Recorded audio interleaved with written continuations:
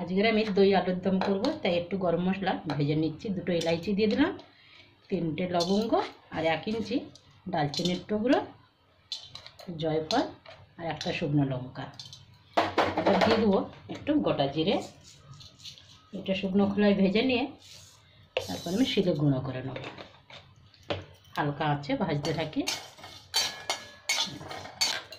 মশলাটা আমার ভাজা হয়ে গেছে। এবার আমি একটা প্লেটে ঢেলে নিচ্ছি। কড়ার মধ্যেই এবার আমি সরষের তেল দেবো।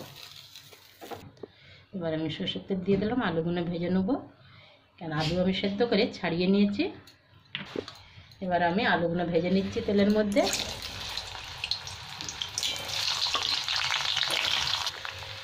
এখানে আলুটা আমার ভাজা হচ্ছে। এবার আমি একটু নুন দিয়ে দিলাম।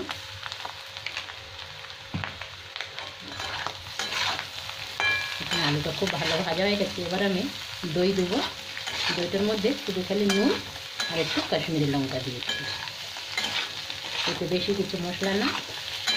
লাস্টে আমি ভেজে রাখা গরম মশলাটা দিয়ে দেবো নাড়াবার সাথে। এটাই হচ্ছে মেন মশলা। এটা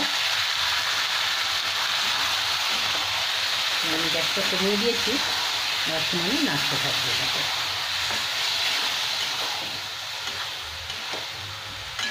দইটার থেকে যা জল বেরোবে এটাতেই হয়ে যাবে রান্না।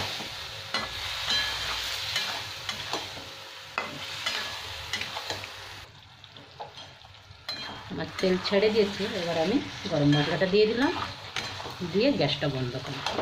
এই রান্নাটা খুব সহজ আর খেতেও খুব ভালো হয়।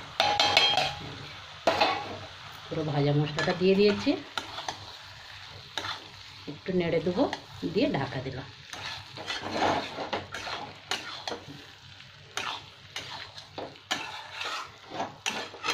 কোনো পেঁয়াজ টমেটো না, একদম নিরামিষ রান্না।